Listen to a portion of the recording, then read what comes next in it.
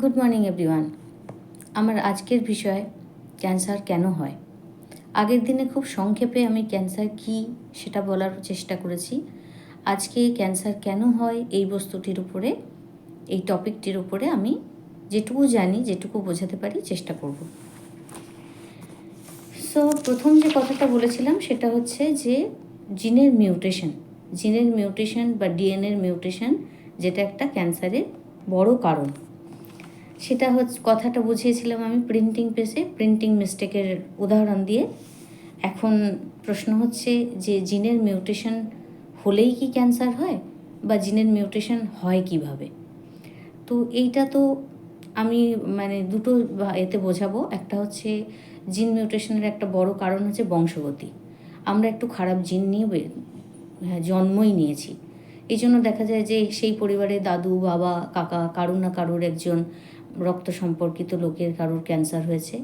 সেই পরিবেশে যদি 2-3 জন লোকের ক্যান্সার পাওয়া যায়, তো বুঝতে হবে যে এদের পরিবারে জিনের মিউটেশন আছে, বা একটা কোনো ইম্পর্ট্যান্ট জিনের জায়গাতে গণ্ডগোল, যেটা বংশগতভাবে এক জায়গা থেকে এক জায়গায় এসেছে। তো জিনের মিউটেশন হলেই যে ক্যান্সার হবে তা কিন্তু নয়। একটা হচ্ছে মাল্টিপল মিউটেশন, একাধিক মিউটেশন, এবং খুব গুরুত্বপূর্ণ জায়গায় থাকা মিউটেশন, সেটা খুব ইম্পর্ট্যান্ট। এই জিনের মিউটেশনগুলোকে আমাদের শরীর কিন্তু ভগবান দত্ত যে ক্যাপাসিটি, তার দ্বারা কিন্তু এটাকে রিপেয়ার করার চেষ্টা করে। যেখানে কিছু গলত হয়েছে, ড্যামেজ হয়েছে, আঘাত পেয়েছে, সেটা নিজেই তৈরি করে। এর মেকানিজম ভগবানই দিয়ে রেখেছেন। তো এই মেকানিজমটা জেনেটিক রিপেয়ারটা সাধারণত দেখা যায় ঘুমের সময় হয়। এই কারণে কিন্তু বিশ্রামটা খুব ইম্পর্ট্যান্ট আমাদের জন্য।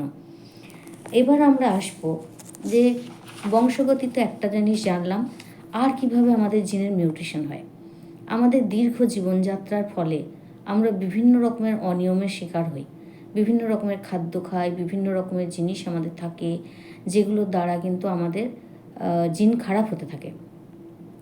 তার মধ্যে কতকগুলো ব্যাপার থাকে যেগুলো আমরা সত্যিই ইচ্ছাকৃতভাবে, যেগুলোকে আমরা মডিফাই করতে পারি, বা মডিফায়েবল বলবো, যে আমরা ঠিক করে নিতে পারি। একটা খারাপ অভ্যেসকে আমরা বদল করে নিতে পারি। আর কিছু কিছু জিনিস আছে যেগুলোকে সত্যিই আমরা বদল করতে পারি না। যেমন বয়স বাড়ার সঙ্গে সঙ্গে একটু জিন মিউটেটেড হতে থাকে। এটাতে আমাদের অত হাত নেই। কিন্তু হাত কোথায় আছে? হাত হচ্ছে স্মোকিং বা ধূমপান, ওবেসিটি, মোটা হয়ে যাওয়া, তারপরে হচ্ছে রেডিয়েশন এক্সপোজার। যেমন কথায় কথায় রেডিয়েশন একটা এক্সপোজার হচ্ছে যে আমাদের এক্সরে করা, সিটি স্ক্যান করা, হাই ডোজে আমাদের একটা এক্সপোজারের শিকার হই। এই জন্য কথায় আমার এটা দেখেই নি বাবা, ভালো হবে, আমরা এটা একটা সিটি স্ক্যান করে নিই। এটার মধ্যে কোনো আহামরি ব্যাপার নেই। এই ব্যাপারটা খুব ভেবেচিন্তে হওয়া উচিত। বুকের মধ্যে, পেটের মধ্যে হাই ডোজের রেডিয়েশন নেওয়া, বারবার সিটি স্ক্যান, বারবার আমি এক্সরে করাবো কথায় কথায়, এই জিনিসটা কিন্তু ভালো নয়।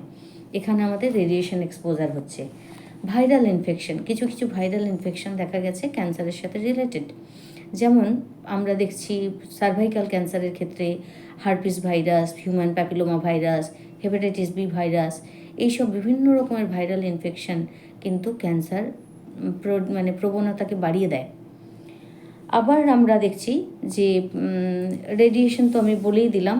বর্তমান সময়ে যেমন কম্পিউটার, টিভি, গ্যাজেট, মোবাইল, সব কিছু থেকে, এবং ওয়াইফাই, চতুর্দিকে ওই জোনের মধ্যেই আছে, যেখানে কিন্তু আমরা একটা সব সময় কিছু ওয়েবসের মধ্যে দিয়ে আমরা কিন্তু চলেছি।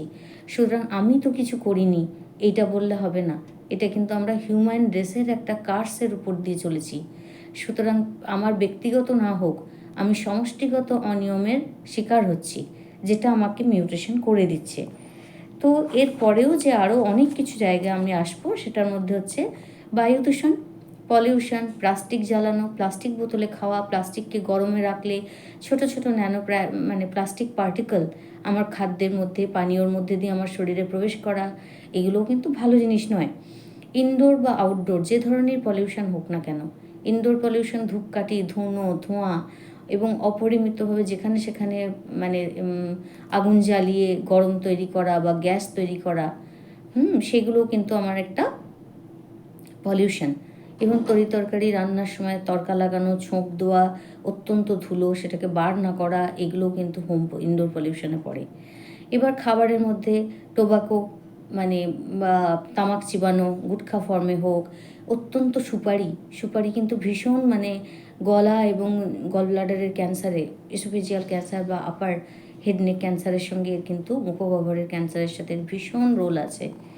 তো তাছাড়াও আমরা দেখছি যে খাদ্যে আফলাটক্সিন, এটা একটা জিনিস তৈরি হয়ে যায় বাদাম জাতীয় ফলের ওপর, এক ধরনের ছত্রাক আসে যেটা, তার টক্সিনটা ক্যান্সার প্রডিউসিং। বা অতিরিক্ত সূর্যকিরণে এক্সপোজার, সূর্যকিরণের আলট্রাভায়োলেট এ বি সেটা যেটাই হোক দীর্ঘ সময় ধরে, এবং ফর্সা লোকরা যখন এক্সপোজড হয় মানে অত্যন্ত চড়া রোদে দীর্ঘ সময় ধরে, একটা স্কিন ক্যান্সারের চান্স বেড়ে যায়। কিছু কিছু কেমিক্যালে দেখা গেছে প্রায় মানে আমেরিকান মার্কেটে দেখা গেছে 4200 মতো কেমিক্যাল ছাড়া আছে, তার মধ্যে মাত্র 3500 কেমিক্যাল সেফ। তো ইন্ডিয়ান মার্কেটের তো কোনো মা বাপ নেই, তার তো নিয়ন্ত্রণের অবস্থা খুব খারাপ, সুতরাং সেখানে কতটা আছে বলা মুশকিল। পেস্টিসাইড আছে, এবং যে ছোট ছোট জিনিসগুলো আমরা ভাবি যে আমার মশা মারার ধূপ বলুন, এটা মারার পোকা মারা, ওটা মারা পোকা মারা, যেখানে সেখানে আমি স্প্রে করে দিচ্ছি, সেই স্প্রেটা আমার খাদ্য পানীয়র মধ্যে দিয়েও যেমন যাবে, সেটা আবার মাটির থেকে জলের দূষিত হয়ে ওভারঅল একটা এনভায়রনমেন্টটাকেই দূষিত করে ফেলছে।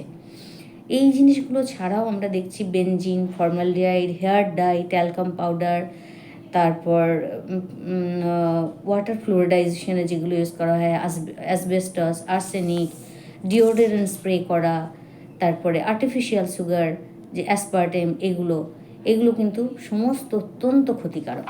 তো এই জিনিসগুলোই কিন্তু আমার দীর্ঘদিন ধরে শরীরে পড়তে শরীরের কিন্তু ডিএনএকে মিউটেটেড করে দেয়। তারপরে একটা সময় আমাদের দেখা যায় সেই মিউটেশন জিন উল্টোপাল্টা নিয়ন্ত্রণ দিয়ে আমাদের শরীরের কোষ বিভাজনটাকে খারাপ করে দিচ্ছে, এবং নিয়ন্ত্রিত কোষ বিভাজন না হয়ে অনিয়ন্ত্রিত হয়ে ক্যান্সারের চান্স বাড়িয়ে দিচ্ছে। আজকে এই পর্যন্তই। আমার নেক্সট ভিডিও হবে ক্যান্সারের রিস্ক ফ্যাক্টরগুলি কী কী। ধন্যবাদ।